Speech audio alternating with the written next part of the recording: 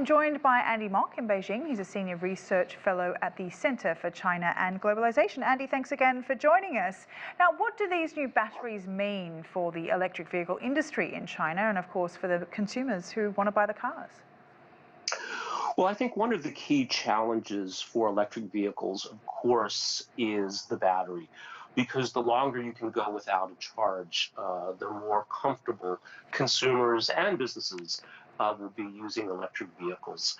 So it's a very, very important breakthrough. And of course, this is an area that China has targeted and recognized the importance of, because again, the most important component in an electric vehicle is, of course, the battery. So I think mastering this technology and being able to deliver it in a cost-effective way at commercial scale, not just domestically, but globally, is very, very important.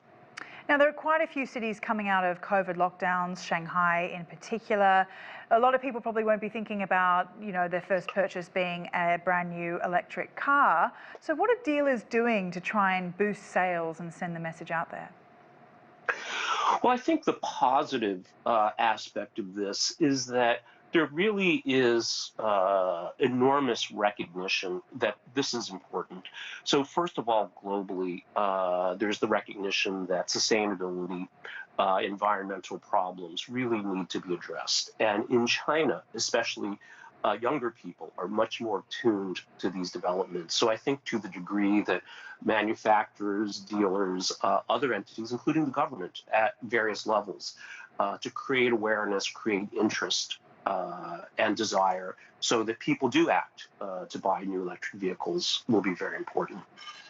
It's also assuming a fairly disposable income in one sense. What role do the subsidies play and other aspects of incentives in terms of try and boost the auto market?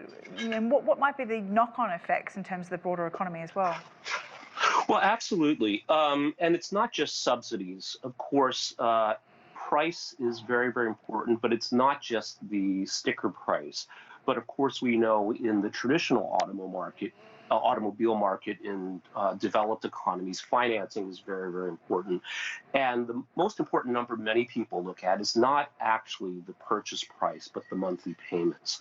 So again, we see here that one of China's strengths is the ability to set ambitious long-term targets and mobilize the necessary resources, governmental, private sector, et cetera. So financing, I think, is going to be a very important part here, not just keeping the sticker price at a manageable level, but also making sure that it's affordable from a financing perspective as well.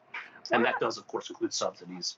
What about on the production front? Is there a concern these subsidies and tax cuts on cars might stimulate production so much that these industries that are just getting back on their feet after the pandemic won't be able to keep up?